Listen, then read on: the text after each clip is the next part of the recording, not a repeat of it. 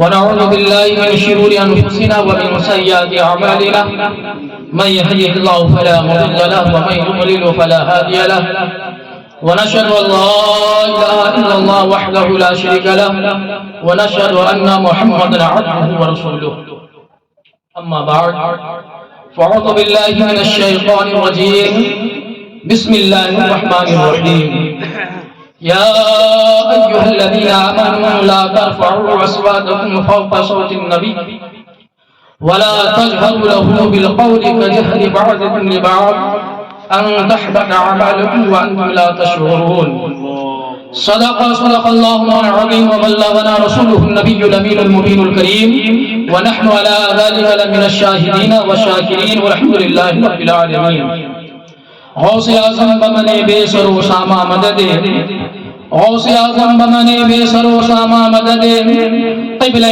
دی مدد کعبہ ایماں مدد بگرداب بلا افتادہ کشتی ضعیفان شکستہ رات و کشتی بحق خواجہ عثمان ہارون مدد کن یا معین الدین چشتی مدد کن یا معین الدین چشتی مدد کن یا معین الدین چشتی اے اشرف زمانہ زمانے مدد نما اے اشرف زمانہ زمانے مدد نما درہائے بستراز کلید کرم کشا سرورہ شاہ کریمہ دستگیرہ اشرفا حرمت روح پیمبر یک نظر کن سوئے ماں حرمت روح پیمبر یک نظر کن سوئے ماں حرمت روح پیمبر یک نظر کن سوئے ماں شاعر کہتا ہے کہ ہم سوئے حشر چلیں گے شہی ابرار کے ساتھ. کیا بات ہے. مظہر الدین مظہر کا ایک یہ نعتیہ کلام آپ سماعت کریں.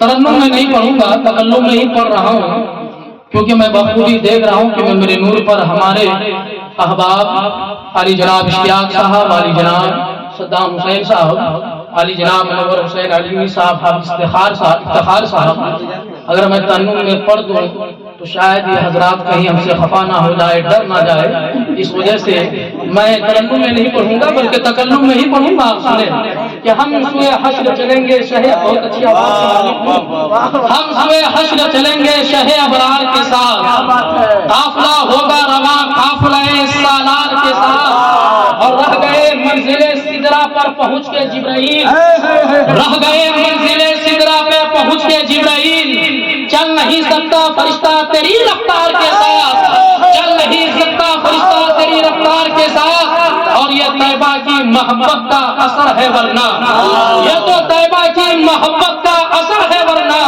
کون ہوتا ہے لپٹ کر یوں در و دیوار کے ساتھ، کون ہوتا ہے لپٹ کر یوں در و دیوار کے ساتھ. اور رات دن بھیج سلام ان پر ملائک کی طرح، رات دن بھیج سلام ان پہ ملائک کی طرح، پڑھ درود ان پہ غلامان وفادار کے ساتھ.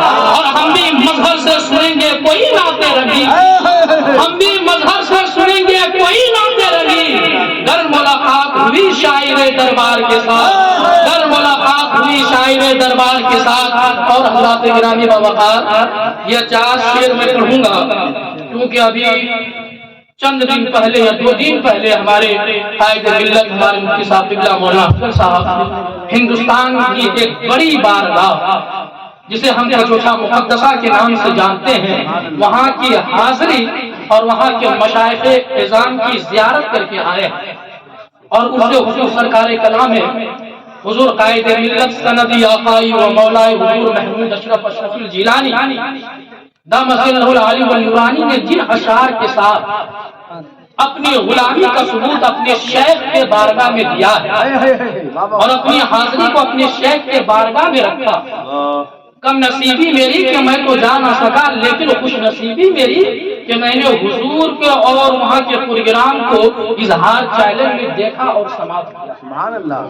آپ بھی اپنے اپنے تصور میں اپنے اپنے مرشد اپنے اپنے شیخ کو بسائیں، کیونکہ یہ تصور ایک ایسی چیز ہے کہ پاکستان کے ایک شاعر نے کہا تھا، ہر طرف باد بہاری ہے مدینے چلیے، فیض سرکار جاری ہے مدینے چلیے. ایک تصور ہی ذریعہ ہے وہاں پہنچنے کا. کتنی آسان سواری ہے مدینے چلیے، کتنی آسان سواری ہے مدینے چلیے. آپ تصور میں اپنے اپنے مرشد کو رکھیں اور حضور قائد ملت حضور قائد ملت محمد صلی اللہ علیہ کے فیض زبان فیض ترجمان سے نکلے ہوئے شعر آپ سماعت کریں کہ خیال شیخ ہر ایک غم کو ٹال دیتا ہے، خیال شیخ ہر ایک غم کو ٹال دیتا ہے، سکون دل کو ان کا جمال دیتا ہے، خیال شیخ ہر ایک غم کو ٹال دیتا ہے، سکون دل کو تمہارا جمال دیتا ہے، اب اس سے بڑھ کر کرم کی دلیل کیا ہوگی، اب اس سے بڑھ کر کرم کی دلیل کیا ہوگی، میں ڈوبتا ہوں سمندر اچھال دیتا ہے۔ واہ واہ واہ، نعرہ تکبیر، نعرہ رسالت، عرس سرکار دولت شاہ، فیضانی سرکار دولت شاہ، واہ واہ واہ، زندہ باد زندہ باد۔ طلب کی کہاں ضرورت ہے، کسی کے در سے طلب کی کہاں ضرورت ہے، ہمیں تو بھیک بھی جینا کا لال دیتا ہے، ہمیں بھیک بھی جینا کا لال دیتا ہے، ہمیں تو بھیک بھی جینا کا لال دیتا ہے۔ حضرات جب آپ کتنے اچھے انداز میں سن رہے ہیں تو میں آپ کا زیادہ وقت نہیں لوں گا، اور یقین جانے مختصر ہی وقت میں آپ کو ایک ایسی چیز دے کر کے جاؤں گا، ایسی چیز دے کر کے جاؤں گا، اگر آپ نے اس چیز کو اپنی زندگی میں اتار لیا تو آپ کی زندگی کی بھی معراج ہے اور یہاں بھی کام آئے گی اور کل آخرت میں بھی وہی چیز کام آئے گی۔ اور اصل میں جو شعر مجھے پڑھنا تھا وہ اب میں پڑھ رہا ہوں اختر شیرانی کا۔ یہ عجیب غریب شاعر ہے، میں نے تو پڑھا نہیں ان کے سوانے کو اور ان کے واقعات کو، لیکن اپنی جماعت کے ایک فقیہ اور عاقل عالم سے میں نے سنا، جو کہ علماء کے بھرے مجمع میں انہوں نے اس واقعے کو بیان کیا، انہی کے بھروسے میں بھی بیان کر دیتا ہوں۔ اختر شیرانی یہ غزلیہ شاعر تھا، غزل کا شعر پڑھتا تھا، عجیب و غریب شاعر، ہمیشہ نشے کے شراب کے نشے میں دھت رہتا، شراب کے نشے میں مست رہتا، لیکن تھا یہ فی البدیع شاعر، قادری کلام شاعر تھا، کھڑا ہوتا کسی پر بھی شعر کر دیتا۔ ایک مرتبہ وہ اسٹیج پر گیا کہیں سمیلن میں تو اپنے بغل میں شراب کی ایک بوتل لے کر گیا اور اسٹیج پہ چڑھ گیا، اور جب اعلان ہوا وہ اپنے مائک پر آیا تو انہوں نے سامعین سے مخاطب ہو کر کے کہا کہ آپ میں سے کوئی بھی کسی شخص کا نام لے، ہم اس شخص کے ہجو میں اس شخص کی برائی میں شیئر کریں، چاہے وہ کتنا ہی بڑا آدمی کیوں نہ ہو۔ اور سامعین کو یہ سب تو موقع چاہیے۔ اب سامعین اٹھے کھڑے ہوئے، نام لیتے گئے، وہ شعر کرتا گیا، نام لیتے گئے، وہ شعر کرتا ہوا بد نصیبی سے اسی ممبر پر، اسی اسٹیج پر، ممبر تو نہیں کہوں گا کہ اسی اسٹیج پر ایک نلائق انسان، شاید کہ وسیم رضوی کے خاندان وغیرہ سے تعلق رکھتا ہوگا، ایک شخص کونے پہ بیٹھا تھا، پیچھے سے اس نے آواز دی محمد صلی اللہ علیہ وسلم، یعنی اس نے کیا کہا، اختر شیرانی نے کہا تھا کہ کسی کا بھی نام لوگے اس کی برائی میں ہم شیئر کریں گے، تو پیچھے سے آواز کسی نے لگا دی محمد، تو اختر شیرانی گھوما اور اس کو گھورتے ہوئے دیکھا اور پھر وہ مجمع کی طرف توجہ کر دیا۔ پھر کسی نے نام لیا، اس کی برائی میں انہوں نے شعر کہا، پھر تھوڑی دیر کے بعد سے وہ نلائق انسان نے کہا محمد، پھر اختر شیرانی گھومتا اور اس کو دیکھتا ہے اور پھر وہ سامعین کی طرف متوجہ ہو جاتا ہے۔ جب تیسری بار انہوں نے محمد کا نام لیا، اسی اختر شیرانی نے اس شراب کی بوتل کو مائک کے اسٹینڈ پر توڑا اور جا کر اس کے پیٹ میں بھونک دیا اور یہ کہا نشے میں رہتا ہوں لیکن اتنے نشے میں نہیں رہتا، کو نہ پہچان سکوں، محمد کے مرتبہ کو نہ پہچان، اپنے حبیب کے مقام کو نہ پہچان سکوں، نشے میں ضرور رہتا ہوں لیکن اتنے نشے میں نہیں رہتا، اپنے نبی کی عظمت اور ان کے رفیع شان اور ان کی بلندی اور مرتبے کو میں جاننا اتنے نشے میں نہیں رہتا۔ زندہ باد زندہ باد زندہ باد زندہ باد۔ نام کا شعر سنے، اختر شیرانی کہتا ہے مسند نشین عالم ان کا تمہیں ہو، مسند نشین عالم ان کا تمہیں ہو، اس انجمن کی شمع فروزہ تمہیں ہو، اس انجمن کی شمع فروزہ تمہیں تو ہو۔ یا رسول اللہ صبح ازل سے شام ابد تک ہے جس کا نور، صبح ازل سے شام ابد تک ہے جس کا نور، اس جلوہ زار حسن درخشاں تمہیں تو ہو، اس جلوہ زار حسن درخشاں تمہیں تو ہو۔ اور اس نام میں حاصل نعت سے کیا بات، ایمان اور عقیدے کا شعر، اختر شیرانی کا ایمان دیکھ اختر شیرانی کہتا ہے کہ تم کیا ملے دولت ایمان ملی ہمیں، یا رسول اللہ کیا آئے آپ کی تشریف آوری کیا ہوئی؟ آپ اس دنیا میں مبعوث کیا ہوئے کہ اللہ نے اسلام ہمیں دے دیا، رب نے قرآن کی روشنی ہمیں دے دی، اللہ نے کلمہ طیبہ ہمیں عطا کر دیا، اذان کی چاشنی ہمیں دے دی، روزے کی عبادت ہمیں دے دیا۔ امام اختر شیرازی کہتا ہے کہ تم کیا ملے؟ دولت ایمان ملی ہمیں۔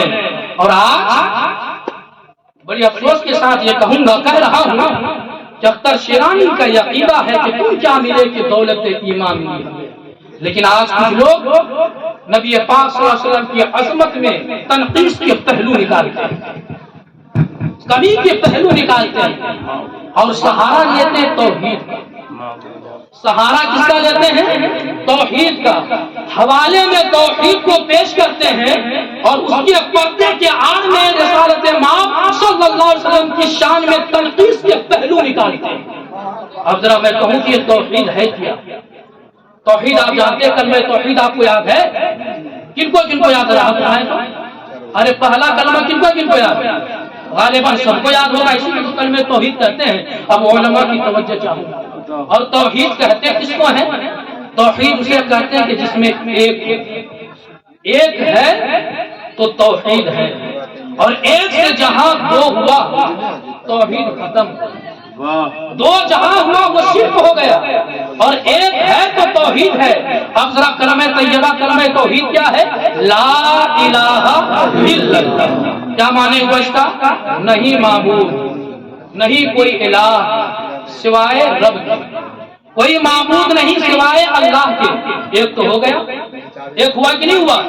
لا الہ الا اللہ، کوئی معبود نہیں سوائے اللہ کے، ایک تو ہو گیا۔ لیکن آپ اپنے ایمان سے بتائیں کیا یہ کلمہ توحید، یہ کلمہ طیبہ یہاں پر مکمل ہو جاتا ہے؟ یہاں پر پورا ہو جاتا ہے؟ نہیں پورا ہوتا۔ کیا ملانا پڑتا ہے؟ محمد رسول اللہ۔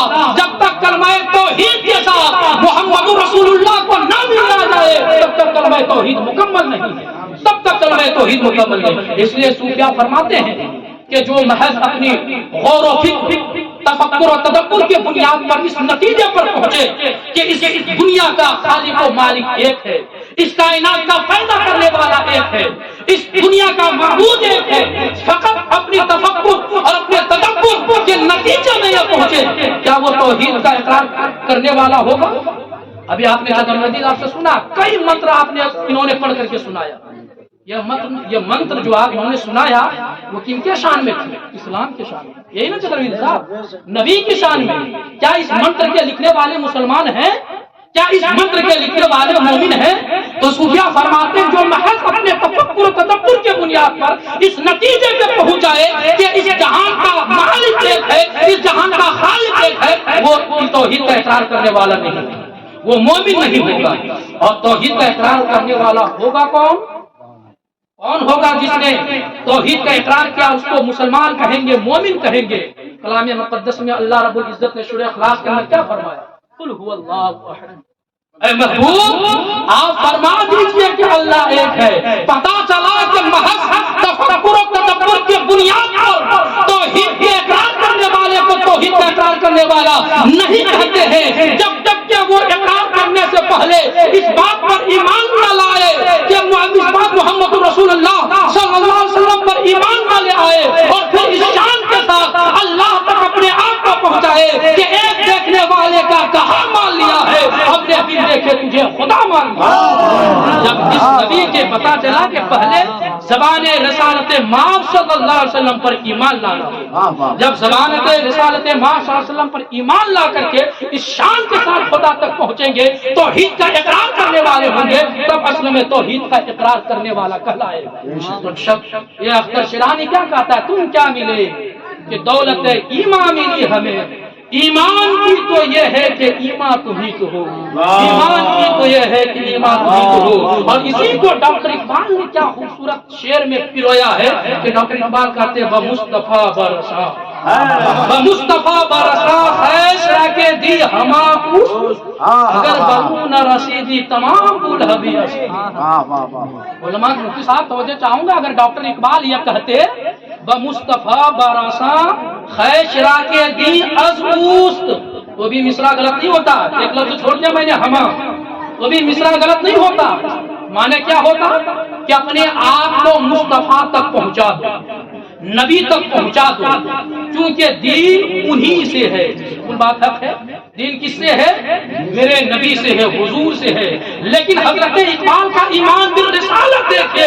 حضرت اقبال کہتے ہیں کہ اگر ایمان بالرسالت کو مضبوط کرنا ہو تو تم یہ نہ کہنا بلکہ کہنا بمصطفیٰ برسا خیشرا کے دی ہوا است، کہ اپنے آپ کو مصطفیٰ تک پہنچا دو کہ تمام کے دین، تمام کے تمام دین مصطفیٰ ہے.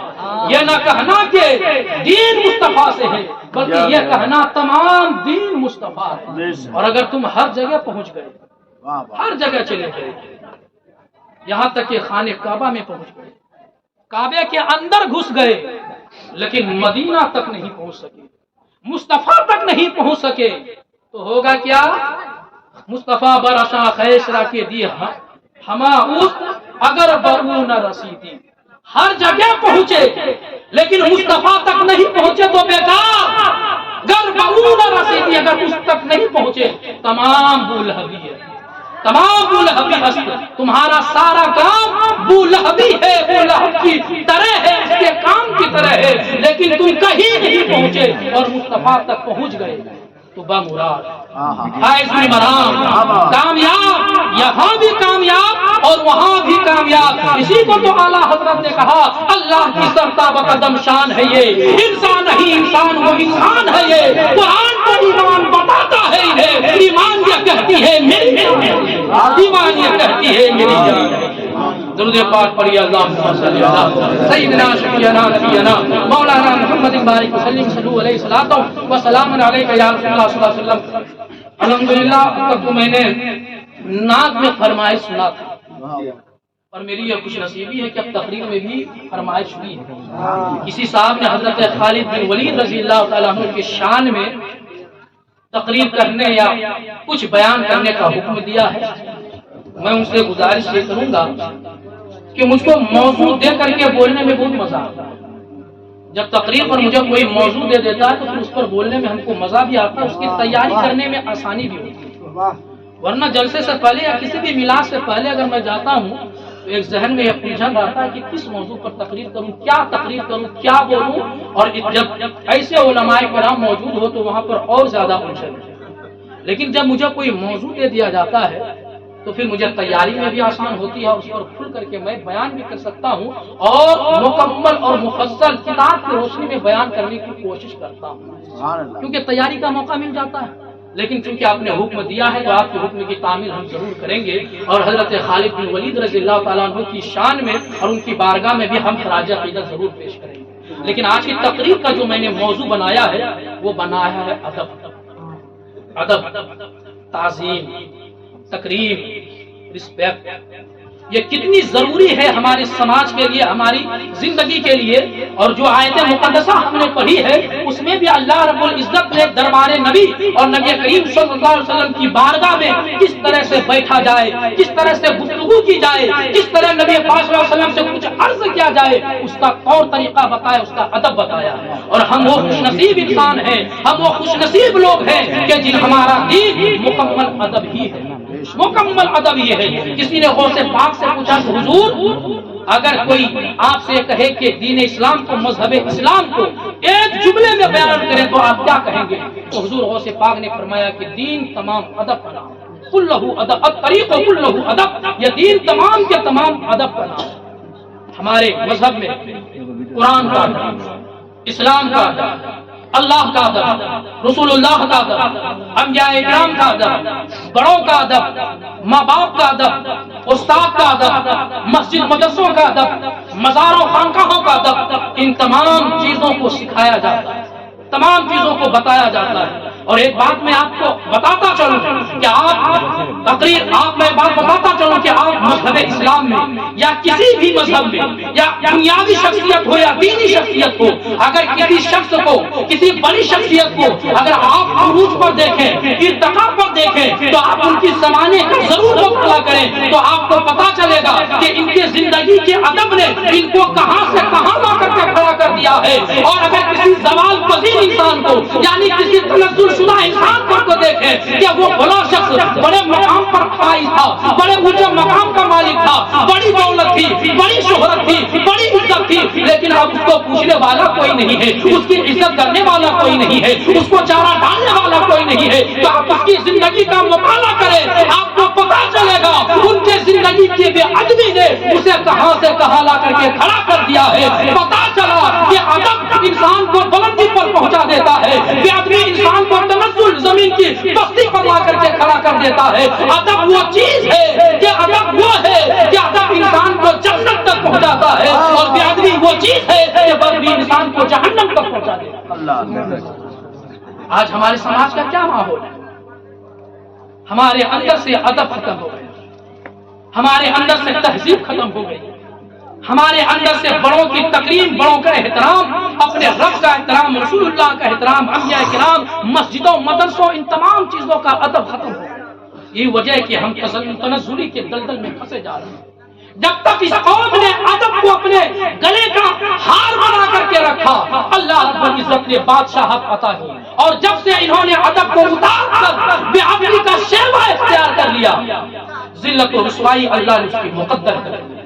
आज वो शख्स भी इतराता फिरता है, गली में उसके कदम नहीं रहते, जिनको साल में कभी कभी, आज हमारे स्टेजों, हमारे उलमाओं का यह आलम हो गया है, साल में जो कभी एक मरतबा किसी को पोस्टर बनाने की तौफीक होती है, वो उसके कदम भी जमीन पर नहीं रहते, चौथे आसमान पर रहते। यह माहौल हो गया। बात शुरू करूं, एक बुजुर्ग है, वो फरमाते हैं कि मैंने 16 साल तक एक आलिम से, अपने उस्ताद से इल्म हासिल किया, 18 साल तक इल्म हासिल किया, 16 साल तक मेरे उस्ताद ने, उस बुजुर्ग ने मुझे अदब की तालीम दी, और 2 साल फकत हमें इल्म सिखाया।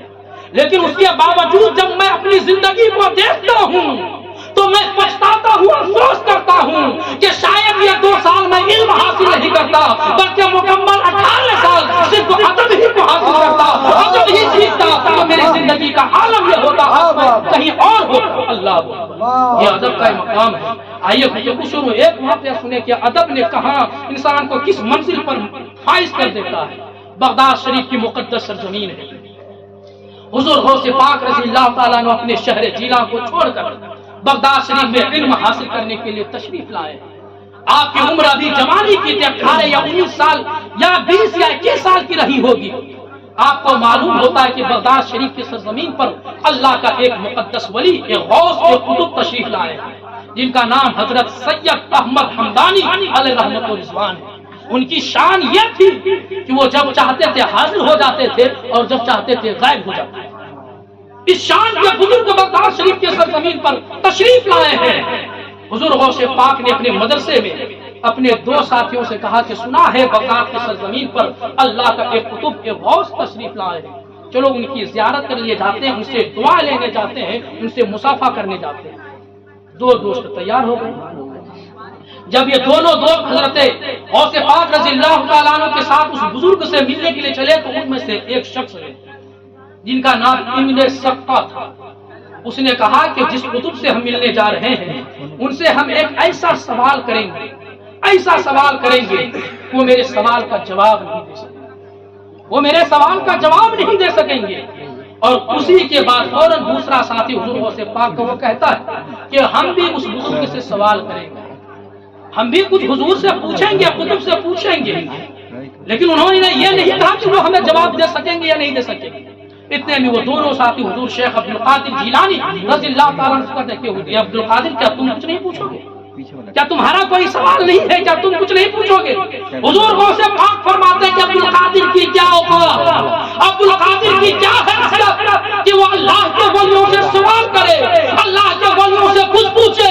अरे हम तो अल्लाह के वली की बारगाह में जाते हैं, उनसे मुसाफा करेंगे, उनकी दुआ लेकर के वापस चले आएंगे। जब ये तीनों हजरात पहुंचे, वो वाक़ईन कुतुब थे। और याद रखें, किसी के पेशानी पर कुतुब या वली या गौस लिखा हुआ नहीं होता है। ये कौन जानता था कि बगदाद की सरजमीन पर, बगदाद के जंगलात पर काफिले को लूटने वाले को वक्त का एक वली कामिल बना दिया जाए। کون جانتا تھا حضرت بشر حافظ جو شراب خانے میں مست رہا کرتے تھے ایک کاغذ کے ٹکڑے کی ادب سے امام الاولیاء سردار الاولیاء بنا دیا جائے. اس لیے کسی کے پیشانی پر قطب یا غوث لکھا ہوا نہیں ہوتا. جب یہ تینوں شخص اس قطب کی بارگاہ میں پہنچے اور جیسے ہی قطب کی نگاہ ان تینوں حضرات پر پڑی تو ان کے طرف آپ متوجہ ہو کر ابن سقا کی طرف متوجہ ہو کر جس نے یہ کہا تھا کہ ہم حضور سے ایسا سوال کریں گے کہ وہ میرا جواب نہیں دے سکیں گے. آج ہمارے طالب علموں میں بھی کچھ طالب علم ایسے ہوتے ہیں جو تھوڑی سی ذہن کے مالک ہوتے ہیں, تھوڑا دماغ تیز ہوتا ہے, اپنے استاد سے وہ اوپر سمجھنے لگتے ہیں, غرور و تکبر میں چور ہو جاتے ہیں. ان کے طرف قطب صاحب نے اپنی نگاہ جلال کو ڈالا اور ڈال کر کے فرمایا, اے بے ادب انسان سنو, تم جب راستے میں مجھ سے ملنے آ رہے تھے تو تم یہ کہتے آ رہے تھے, تم میری بےعدبی کرتے ہوئے آ رہے تھے کہ قطب سے ایسا سوال کریں گے وہ میرے سوال کا جواب نہیں دیں گے. تو تمہارے سوال کرنے سے پہلے سنو, تمہارا سوال یہ ہے اور تمہارے سوال کا جواب یہ ہے. لیکن اے ابن سقا, تو نے میری بے ادبی کی ہے. میں اپنی نگاہ ولایت سے دیکھ رہا ہوں کہ جب تم مرو گے تو اسلام کی حالت پہ نہیں مرو گے. جب تم مرو گے تو تمہاری موت ایمان کی حالت میں نہیں ہوگی. پھر قطب صاحب نے دوسرے صاحب کی طرف نظر کر کہی کہ بے ادبی تو نے بھی کی. تمہارا بھی سوال تھا کہ تم بھی مجھ سے کچھ پوچھتے, لیکن چونکہ تمہاری بے ادبی تھوڑی کم ہے, اس لیے میں اپنی نگاہ ولایت سے دیکھ رہا ہوں کہ جب تمہیں موت آئے گی, جب تم مرو گے تو دیندار نہیں بلکہ دنیا دار ہو کر کے مرو گے. اور پھر باری آتی ہے ہمارے غوث العظم شیخ عبد القادر جیلانی کی طرف. قطب صاحب کی جیسے ہی نگاہ حضرت غوث پاک پر پڑتی ہے, مسکرا جاتے ہیں, سینے سے لگاتے ہیں اور لگا کر کے کہتے ہیں, اے شہزادے, تو نے میری عزت کی ہے, میرا ادب کیا ہے, اور تو نے یہ کہا ہے میری کیا اوقات ہے, میری کیا حیثیت ہے کہ اللہ کے ولیوں سے ہم سوال کریں, اس سے کچھ پوچھے. اے قادر جیلانی, اے شیخ سنو, میں اپنی نگاہ ولایت سے دیکھ رہا ہوں, تمہاری حیثیت تو وہ ہوگی, تمہارا مقام تو وہ ہوگا, تمہاری قدر تو وہ ہوگی. اللہ رب العزت تمہیں ایک دن ایسا دکھائے گا کہ بغداد کی مقدس سرزمین پر, بغداد کی جامع مسجد کے منبر پر بیٹھ کر کے تم یہ اعلان کرو گے, میرا یہ قدم اللہ کے تمام ولیوں کے قدموں پر. اللہ, پھر وہ دن آیا, تینوں ساتھیوں نے پڑھا, تینوں نے علم حاصل کی اور اپنے وقت کے جلیل القدر عالم. ایسا نہیں کہ وہ عالم نہیں ہوئے, جلیل القدر عالم. ابن سقا جس نے بڑی بے ادبی کی تھی, وہ اتنا بڑا عالم ہوا کہ وہ بغداد کا مناظر بن گیا, اہل سنت کا مناظر بن گیا. تو بادشاہ بغداد نے اسے اپنے دربار میں رکھنے لگا. وہ اتنا بڑا عالم ہوا, کتنا عزیز ہوا بادشاہ وقت کا کہ اپنے دربار میں ان کو رکھنے لگا, اور پھر اپنے دربار سے اپنا سفیر بنا کر کے, اہل سنت کا مناظر بنا کر کے ملک شام اور ملک روم کی طرف مناظرہ کرنے کے لیے بھیجا. اور ملک شام اور ملک روم کی طرف یہ مناظرہ کرنے گئے.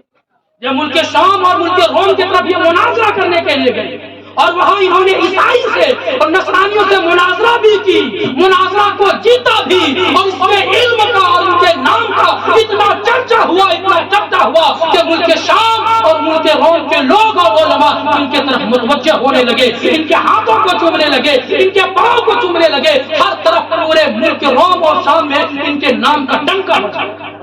لیکن ایک دن وہ بھی آیا, ایک دن ایسا آیا کہ ملک شام یا ملک روم کے پادری کے ایک خوبصورت بیٹی پر اس کی نظر پڑی. اللہ, ایک حسین و جمیل بیٹی پر اس کی نظر پڑی. خوبصورت میں وہ پریوں کا ملکہ تھا, اور جیسے ہی اس پر نظر پڑی اپنا دل ہار بیٹھا اور اس سے بے انتہا محبت کرنے لگا, اور فوراً اس کے باپ پادری سے اس سے نکاح کرنے کی خواہش ظاہر کری.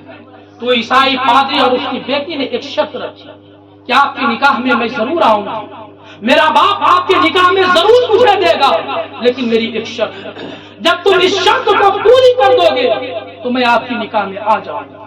اس ابن سقا نے کہا کہ تمہاری شرط میری سر آنکھوں پر. عیسائی ہے, ایمان لٹنے کے اس کے تو ایک ہی بہانے ہوتے ہیں. اس نے کہا کہ میری ایک ہی شرط یہ ہے کہ تم اپنے مذہب کو چھوڑ کر کے میرے مذہب عیسائی مذہب کو اختیار کر لو, میں تم سے شادی کر لوں.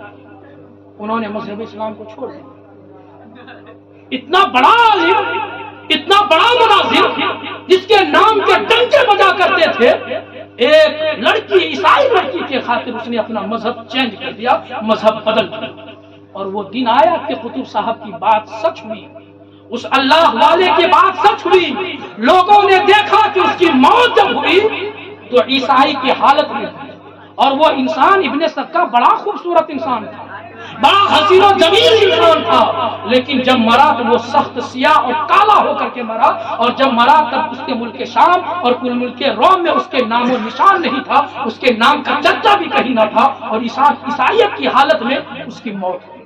اور وہ دوسرا شخص جس کے بارے میں ولی نے کہا تھا کہ تم دیندار نہیں بلکہ دنیا دار ہو کر کے مرو گے، وہ علم ریاضی کا، علم حساب کا اتنا بڑا ماہر ہوا، اتنا بڑا ماہر ہوا کہ بادشاہ نے اپنے خزانے کی سارا حساب و کتاب اس کے حوالے کیا۔ علم حساب کا، علم ریاضی کا بہت بڑا عالم ہوا، وہ بادشاہ کے پاس رہتا، درہم و دینار کو گنتا، اس کے حساب و کتاب کرتا، یہاں تک کہ جب اس کی موت آئی تو پھر وہی حساب و کتاب اور درہم و دینار کو گنتے ہوئے موت آئی۔ پھر میرے غوث کی باری آئی، دنیا نے دیکھا اس قطب کے ادب اور ان کی دعا نے کہ بغداد کی جامع مسجد سے میرے غوث نے یہ اعلان کیا کہ میرا یہ قدم اللہ کے تمام ولیوں کی گردن پر ہے۔ یہ تو ہے ادب، یہ ہے ادب۔ ایک ادب نے انسان کو کہاں سے کہاں لے جا کر کے رکھ دیا، اور آج ہمارے سماج سے، ہماری سوسائٹی سے، ہمارے معاشرے سے نہ اللہ کا ادب رہا، نہ رسول اللہ کا ادب رہا، نہ نبیوں کا ادب رہے، نہ ماں باپ کا ادب رہا، نہ استاد کا ادب رہا۔ ارے استاد جنہوں نے اپنے خون جگر کو اور اپنی ساری محنتوں سے ایک شاگرد کو پروان چڑھاتا ہے، ایک شاگرد کو بادشاہ بناتا ہے، پھر وہ شاگرد اپنے استاد سے بغاوت کر جائے، اپنے استاد سے منہ پھیر لے، اور اپنے استاد اور اپنے مربی اور اپنے کرم فرما کے سیرت میں اور ان کی صورت میں اور ان کی طاقت و طہارت اس کی زندگی میں کیڑے نکالنے لگ جائے، پھر اس سے بڑا بدنصیب انسان کون ہو سکتا ہے؟ اس سے بڑا بدنصیب انسان کون ہو سکتا ہے؟ ہمارا مذہب سب سے پہلے اللہ کا ادب کرنا سکھاتا ہے۔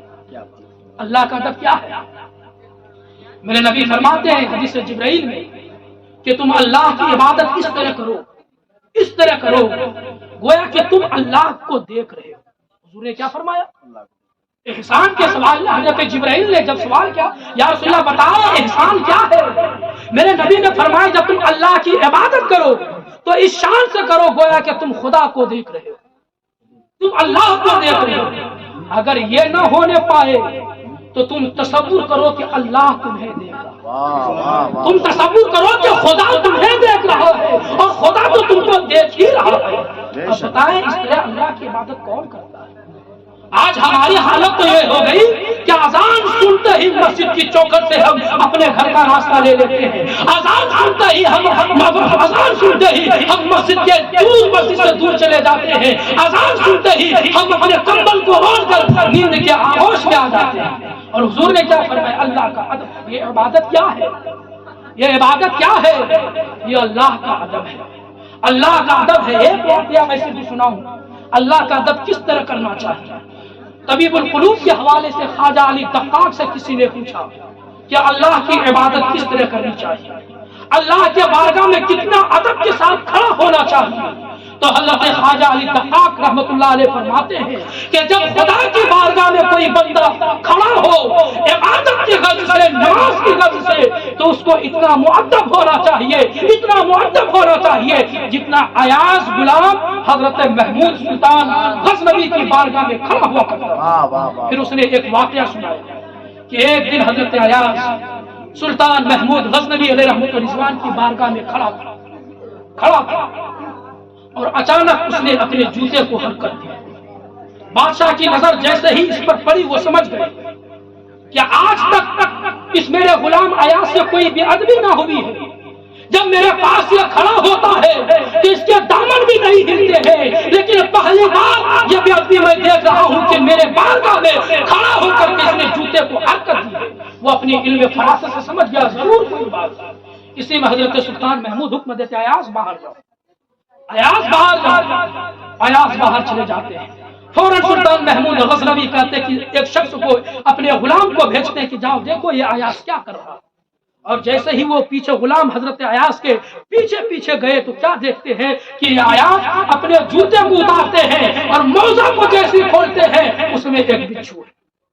اس موزے سے اس جوتے کی نوک سے اس بچھو کو کچلنے لگتے ہیں اور کہتے ہیں اے ڈرائے بچھو تمہاری وجہ سے آج پہلی مرتبہ پوری زندگی میں مجھے اپنے آقا کے سامنے اپنے بادشاہ کے سامنے پیر ہلانے کی نوبت آئی. گویا کہ میں نے اپنے بادشاہ کی بے ادبی کی ہے تمہاری وجہ سے. اور ایاز واپس آیا محمود غزنوی کی بارگاہ. تو محمود غزنوی نے کہا ایاز اس سے پہلے تم سے کوئی بے ادبی نہیں ہوئی تھی, تم بڑا ادب کے ساتھ میری بارگاہ میں کھڑے ہوتے تھے, آج یہ بے ادبی کیسے ہے؟ آج تو نے کیسے حرکت بے ادبی کی کیسے؟ ایاز کہتا ہے کہ حضور غلاموں کا کام ہے بے ادبی کرنا, غلاموں کا کام ہے گناہ کرنا نافرمانی کرنا, آقاؤں کا کام ہے معاف کرنا, آپ ہمیں معاف کریں. تو حضرت سلطان محمود غزنوی کہتے ہیں ایاز وہ بچھو کا واقعہ مجھے معلوم ہو چکا ہے, وہ بچھو کا واقعہ جو تمہارے ساتھ ہوا مجھے معلوم ہو چکا ہے. فوراً ایاز کہتا ہے کہ بادشاہ سلامت کا نوازش ہم پر ہمیشہ رہے. جب آپ کو یہ پتا چل گیا, بچھو کا واقعہ پتا چل گیا, تو آپ کو یہ بھی معلوم ہونا چاہیے کہ اس بچھو نے میرے پاؤں میں ایک بار نہیں بلکہ 7 مرتبہ ڈنک مارا اور اس کی زہر کو اس کے ڈنک کو میں برداشت کرتا رہا. جب 8ویں بار اس نے ڈنک مارا اور اس نے برداشت نہ ہوا تب میں نے یہ حرکت کی ہے, تب مجھ سے یہ بات مسجد ہوئی ہے. حضرت خواجہ ابو علی دقاق فرماتے ہیں کہ جب کوئی بندہ مسجد میں کھڑا ہو عبادت کے لیے کھڑا ہو اسے ایاز غلام سے کم معطف نہیں ہونا چاہیے. ذرا بتائیں کہ آج کون اس طرح اللہ کی عبادت کر رہا ہے؟ ہماری حالت کیا ہو گئی؟ ہم تو مسجدوں سے دور ہو گئے, دن رات اللہ کی بے ادبی کر رہے ہیں, دن رات اللہ کی نافرمانی کر رہے ہیں. اور جب ایک ولی کی بے ادبی اللہ اکبر کفر تک لے جا سکتی ہے تو پھر اللہ کی بے ادبی کہاں تک لے جا سکتی ہے آپ ذرا سوچیں. چونکہ وقت بہت کافی ہو گیا ہے, لیکن جب ادب کی بات آئی اور جو میں نے آیت مبارکہ پڑھی ہے ادب کے حوالے سے, حضرت خالد بن ولید رضی اللہ تعالیٰ, انہیں سیف اللہ کہا جاتا ہے, انہیں اللہ کی تلوار کہا جاتا ہے. اتنے یہ بہادر تھے, اتنے یہ بہادر تھے کہ اللہ کی تلوار کے نام سے انہیں یاد کیا گیا. اور صرف اسلام لانے سے پہلے نہیں, اسلام لانے کے بعد نہیں, بلکہ اسلام لانے سے پہلے بھی ان کی بہادری اور ان کی شجاعت کا چرچا ہوا کرتا تھا. جنگ احد میں مسلمانوں کو جو مصیبت آئی, جو دقت و دشواری کا سامنا کرنا پڑا ہے, وہ کسی اور کی وجہ سے نہیں بلکہ خالد ابن ولید کی وجہ سے, خالد ابن ولید کی وجہ سے. اسلام ابھی نہیں لائے تھے, اسلام نہیں لایا. جنگ احد میں کفار کی طرف سے شریک تھے. جس پہاڑ پر اللہ کے رسول نے حکم دیا تھا مسلمانوں کو کہ جب تک صحابہ کرام کو جب تک میں حکم نہ دے دوں وہاں سے تیزے سے اترنا نہیں. بعض لوگ خطا اجتہادی ان سے ہوا تھا, یہ سوچے تھے کہ شاید جنگ ختم ہو گئی ہے, مال غنیمت کے حصول کے لیے صحابہ پہاڑ سے اتر گئے تھے. اسی کا موقع خالد ابن ولید نے اٹھایا تھا اور اتنے حملے کیے تھے, اتنے حملے کیے تھے, اتنی تلوار انہوں نے چلائی تھی جنگ احد میں کہ مسلمانوں کو کافی 70 صحابہ شہید ہوئے. وہ حضور نبی پاک صلی اللہ علیہ وسلم کے دندان مبارک بھی غزوہ احد میں شہید ہوئے. لیکن جب یہ ایمان لائے صلح حدیبیہ کے بعد, اور صلح حدیبیہ یہ ایک ایسی صلح تھی کہ عرب کے بڑے بڑے سورماؤں نے اس صلح میں ایمان لایا. اسی کے بعد حضرت خالد بن ولید رضی اللہ تعالیٰ عنہ ایمان لاتے ہیں. اور ایمان لانے کے بعد پہلی جنگ موتا میں یہ شریک ہوئے. جنگ موتا میں شریک, اور جنگ موتا یہ پیش کیسے آ رہی, بس یہی ختم ہے, اسی پر میں ختم ہوں. اسی بات ہے حضرت خالد بن ولید جنگ موتا میں شریک ہوئے تو حضور نبی کریم صلی اللہ علیہ وسلم نے شرجیل نامی بصرہ کے حاکم کے طرف اپنا ایک سفیر بھیجا, اپنا ایک قاصد بھیجا تھا کہ شرجیل نامی بصرہ کے والی کے پاس اسلام کی دعوت لے کر کے جاؤ. اور اس زمانے میں جب کوئی قاصد کسی کے بارگاہ میں پہنچتا تھا, چاہے وہ اسلام کی طرف سے ہو یا کافر کی طرف سے ہو, کسی کی بھی طرف سے ہو, تو اس قاصد کی بڑی تعظیم کی جاتی تھی, بہت ہی ادب کیا جاتا تھا. قاصد کو کوئی تکلیف نہیں پہنچتی تھی, نہیں اسے تکلیف پہنچائی جاتی تھی. لیکن شرجیل والی بصرہ نے حضور نبی پاک صلی اللہ علیہ وسلم نے جو اپنا سفیر، اپنا پیغام رسالت و نبوت اور اللہ کے دین کو لے کر کے والی بصرہ کی طرف بھیجا تھا، انہوں نے اس کو قتل کر دیا، اس کی عزت نہ کی اور شرجیل نے اس کو قتل کروا دیا۔ اور جب حضور کو اپنے سفیر کے قتل کی خبر ملی تو حضور بہت رنجیدہ ہوا، بہت افسوس ہوا آپ کو، اور اس وقت آپ عیسائی اور نصرانیوں کے بڑھتے ہوئے غلغلے اور بڑھتے ہوئے دبدبے کو سدھارنے کی کوشش کر رہے تھے۔ جب معاملہ کچھ ٹھنڈا ہو گیا تو اللہ کے رسول صلی اللہ علیہ وسلم نے 30,000 صحابہ کرام کی فوج کے ایک دستہ کو تیار کر کے جنگ موتا پہ روانہ کیا اور حکم دیا کہ اس جنگ کے سپہ سالار حضرت زید بن حارث ہوں گے، جب یہ شہید ہو جائے تو اس جنگ کے سپہ سالار حضرت جعفر بن طیار ہوں گے، جب یہ شہید ہو جائے تو اس جنگ کے سپہ سالار حضرت عبداللہ ابن رواحہ ہوں گے۔ یہ کہہ کر کے حضور نے اس دستہ کو، اس مقدس قافلہ کو مدینہ شریف سے کچھ دور ایک جگہ ہے، اس نام کو میں بھول رہا ہوں، اس جگہ پہ لا کر کے حضور نے دعائیں دی اور اس قافلہ کو روانہ کر دیا۔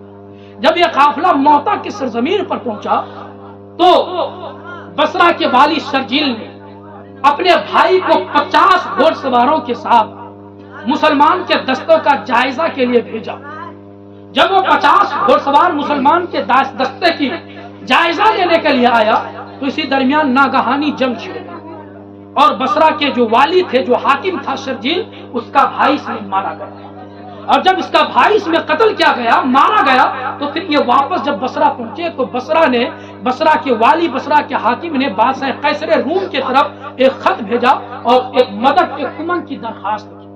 قیصر روم نے بصرہ کے والی کے درخواست کو قبول کیا اور 1,00,000 اسلحے، 1,00,000 فوج کو ماں اسلحہ بصرہ کی طرف بھیج جنگ موتا میں بھیج۔ جنگ موتا شروع ہو جاتی۔ جب یہ جنگ شروع ہوئی اول ہی سے صف بندی جو ہوئی تھی اس میں کچھ گڑبڑ تھی۔ اسلام کا جھنڈا، اسلام کا علم حضور کے نصیحت کے مطابق حضرت زید بن حارثہ رضی اللہ تعالی عنہ کے ہاتھ میں تھا اور جنگ شروع ہوئی۔ حضرت زید بن حارثہ شہید ہو گئے۔ پھر یہ علم حضرت جعفر بن طیار نے اٹھائی، یہاں تک کہ لڑائی ہوتی گئی، جنگ ہوتی گئی، حضرت جعفر بن طیار کے دائنا ہاتھ شہید ہو گئے۔ آپ نے اسلام کا جھنڈا بائیں ہاتھ میں لیا، بائنا ہاتھ بھی شہید ہو گیا۔ آپ نے اسلام کا جھنڈا اپنے دونوں پیر کے درمیان میں دبا لیا۔ پھر ایک کافر نے آپ کے کمر پر ایسی تلوار ماری کہ آپ کا کمر ٹوٹ گیا۔ پھر آپ جب بس یہ اسلام کا جھنڈا گرنے لگا، علم زمین پر آنے لگا، فوراً حضرت عبداللہ ابن رواحہ دوڑ کر جاتے ہیں اور اس علم کو اپنے ہاتھ میں اٹھا لیتے ہیں، اس اسلام کے جھنڈے کو اپنے ہاتھ میں اٹھاتے ہیں۔ جنگ ہوتی گئی، گھمسان کی لڑائی ہوتی گئی، یہاں تک کہ حضرت عبداللہ ابن رواحہ بھی شہید ہو جاتے ہیں۔ ان کے ہاتھ سے بھی اسلام کا جھنڈا، اسلام کا علم گر جاتا ہے۔ فوراً ایک صحابی رسول بڑھتے ہیں اور وہ صحابی رسول جو جنگ بدر میں بھی شریک تھے فوراً بڑھتے ہیں اور اسلام کے گرتے ہوئے علم کو، اسلام کے گرتے ہوئے جھنڈے کو اٹھا لیتے ہیں اور اپنے صحابہ میں اور رسول کے صحابہ میں اپنے ساتھیوں میں اعلان کرتے ہیں کہ وقتی طور پر میں نے تو اس جھنڈے کو سنبھالا ہے، لیکن اے میرے ساتھیوں سنو، تم ابھی بھی وقت ہے، تم اپنا امیر، اپنا سپہ سالار چن لو، جو تمہارا سپہ سالار ہوگا اس کے ہاتھ میں یہ جھنڈا ہوگا، پھر اس کی سپہ سالاری میں ہی یہ جنگ ہوگا۔ اللہ اکبر۔ یہ جنگ ہوتی گئی، ہوتی رہی، اور جب یہ اسلام کے بڑے بڑے سردار شہید ہو گئے تو پھر یہ اسلام کا جو دستہ تھا نا، جو صفحہ ہوئی تھی، اس میں بھگدڑ مچ گئی۔ کچھ لوگ گھبرا گئے اور کچھ لوگوں نے مشورہ دیا کہ حضور کو خبر کرو، حضور کی طرف قاصد بھیجو، اگر نبی یہ حکم دے دے کہ جنگ کرو تو جنگ ہوگی، ورنہ اگر کوئی کمک، کوئی مددگار، کوئی سپاہی بھیجیں گے تو پھر ہم اس کا انتظار کریں گے۔ اتنے میں ایک صحابی اٹھتے ہیں اور اٹھ کر عرض کرتے ہیں کہ کیا غیرت ایمانی تمہیں یہ اجازت دیتی ہے؟ تم آئے کس لیے ہو اس جنگ میں؟ اس جنگ میں تم آئے ہو اپنے خون کا نذرانہ پیش کر کے اسلام کے علم کو اونچا کرنے کے لیے۔ تم کس منہ سے حضور کے پاس یہ قاصد بھیج رہے ہو کہ میں یہ جنگ نہیں کر سکتا، میں اپنی ہمت کو ہارنے اور اپنے پست ہمتی کا ثبوت نبی کی بارگاہ میں دیتے ہو؟ سنو، اگر موت اس جنگ میں لکھی ہے، اس زمین پر لکھی ہے، تو موت اسی زمین پر ہوگی۔ اگر ہم جیت گئے تو جیت گئے تو فاتح کہلائیں گے، اگر شہید ہو گئے تو غازی اسلام کہلائیں گے۔ اتنا ساتھ اس کی غیرت ایمانی میں اور جوش پیدا ہوا. سبحان اللہ. اور یہ چیزیں یہ جنگ موتا جس طرح ہو رہی تھی اللہ کے رسول اس کو ٹھیک اسی طرح سے حضور کو جبرائیل کے ذریعے بتا رہا. میرے نبی ادھر میدان مدینہ شریف میں تشریف فرما ہے. صحابہ سے کہتے دیکھو جنگ موتا شروع ہو گئی. جھنڈا زید بن حارثہ نے لیا شہید ہو گئے. پھر جھنڈا حضرت جعفر بن طیار نے لیا وہ بھی شہید ہو گئے. پھر جھنڈا حضرت عبداللہ بن رواحہ نے لیا وہ بھی شہید ہو گئے. اور اتنا کہہ کر کے حضور زار زار ہونے لگے. حضور کے چشمانے مبارک میں آنسو کے سیلاب جاری ہو گئے. اچانک یہ آنسو یہ موتی کے طرف رخسار مبارک پر بہ رہے ہیں کہ میرے نبی مسکرا پڑتے ہیں اور مسکرا کر کے تبسم فرما کر فرماتے ہیں کہ دیکھو دیکھو میں دیکھ رہا ہوں کہ اب جھنڈا حضرت خالد بن ولید نے اٹھایا ہے جو ہے اللہ کی تلوار ہے. اور جیسے ہی جھنڈا حضرت خالد بن ولید نے اٹھایا ہے اللہ نے مسلمانوں کی فتح لکھی ہے. فتح دی. نعرہ تکبیر، نعرہ رسالت، مظہر اسلام، فرسم اسلام. واہ واہ واہ، زندہ باد زندہ باد.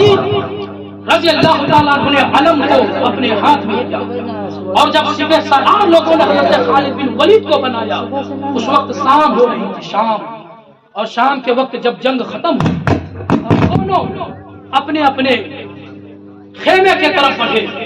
خیمے کے طرف بڑھے. کفار بھی اپنے خیمے میں آرام کرنے چلا گیا اور مسلمان کے یا صحابہ کرام بھی اپنے خیمے میں آرام کرنے آئے. تو کفار نے اس وقت دیکھا تھا کہ جنگ میں صفیں ہوتی تھی. میسرہ میمنہ دائنے بائنے ایک صف لگا اور خالد بن ولید کی ذہانت اور اس قدر شجاع و بہادری میں آپ کی نظیر نہیں تھی, آپ کا مثال نہیں تھی. اس قدر شجاع اور بہادر تھی آپ.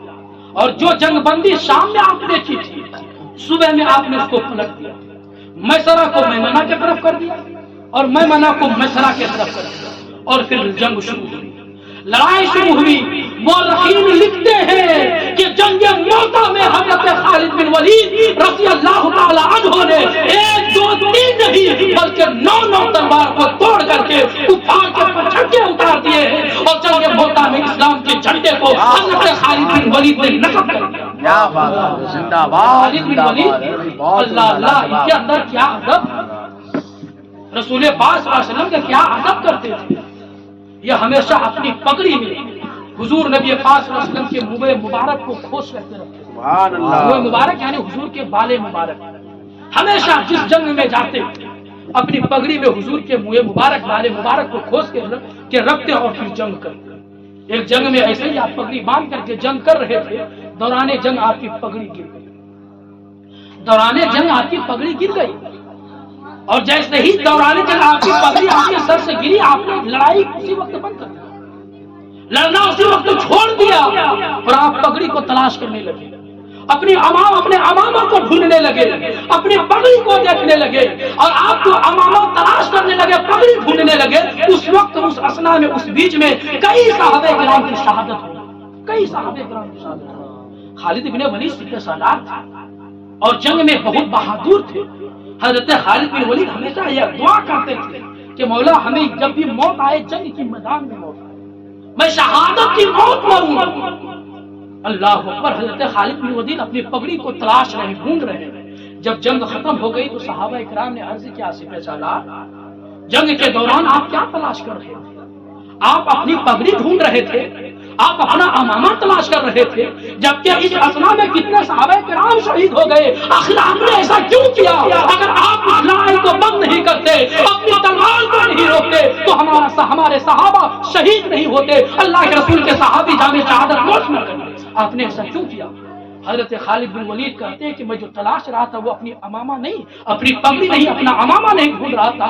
غرض کیا میں اپنے امامہ میں, اپنی پگڑی میں منہ مبارک کو کھوس کر کے رکھتا ہوں, حضور کے بالے مبارک کو رکھتا ہوں. اور خالد بن ولید کو یہ کبھی گوارا نہیں کہ حضور کا منہ مبارک میدان میں گرا رہے, زمین پر گرا رہے اور میں لڑائی کرتا رہوں اور کسی کا پیر میری پگڑی پر جائے اور پگڑی سے منہ مبارک پر جائے. خالد بن ولید کی جان تو جا سکتی ہے لیکن منہ مبارک کی جان میں کبھی اس کو لاجواب. سبحان اللہ. اس کو کہتے ہیں ادب. اگر آپ کے اندر زیور ادب ہے تو بہت ہی مشہور معقولہ ہے, با ادب با نصیب. بے ادب بے نصیب، جس نے ادب سیکھ لیا اس کا نصیبہ بلند ہوتا ہے، اور جو بے ادب رہا وہ یہاں بھی خار رہا اور کل قیامت کے دن بھی خار رہے۔ اس لیے انسان نماز پڑھتا ہے، روزہ رکھتا ہے، حج کرتا ہے، زکات دیتا ہے، تمام عبادتیں صالحہ کرتا ہے، اعمال صالحہ کرتا ہے، اگر اس کے اندر زیور ادب ہے تو یہی اعمال صالحہ یہی عبادت صالحہ اس کو جنت کی طرف لے کر کے جائے گی، اور اگر اس کے اندر زیور ادب نہیں، اگر وہ ادب پڑھنا نہیں سیکھتا ہے تو پھر با ادب با نصیب، بے ادب بے نصیب، یہی عبادت سے جہنم کی طرف لے کر کے جائے گی۔ اس لیے اپنی زندگی میں ادب کو اتاریں، اور یاد رکھیں وقت ختم کر دیا جائے نا، اپنے زندگی میں ادب کو اتاریں، ورنہ اگر ادب کو نہیں اتاریں گے تو سب کچھ کیا دھرا برباد۔ آج ہمارے سماج سے ادب اٹھ گیا، استاد کا ادب، ماں باپ کا ادب، ان تمام چیزوں کا ادب، اور جیسے ہی ہم سے ادب گیا ہماری حالت یہ ہو گئی کہ ہمیں پوچھنے والا کوئی نہیں، ہمیں بھاؤ دینے والا کوئی نہیں۔ وہ قوم جس کے متعلق اللہ رب العزت نے قرآن مقدس میں اعلان فرمایا وَأَنْتُمُ الْأَعْلَوْنَ إِن كُنتُم مُؤْمِنِينَ، آج اس قوم کی کیا حالت ہے؟ بس ڈاکٹر اقبال کسی شعر پر میں اپنی گفتگو ختم کروں گا کہ محمد سے وفا تو نے تو ہم تیرے ہیں، کہ محمد سے وفا تو نے تو ہم تیرے ہیں، یہ جہاں چیز ہے کیا وہ ہو قلم تیرے ہیں، اور محمد کی محبت دین حق کی شرط اول ہے، اسی میں ہو اگر خامی تو سب کچھ نامکمل ہے۔ وآخر دعوانا الحمدللہ رب العالمین، استغفر اللہ ربی من کل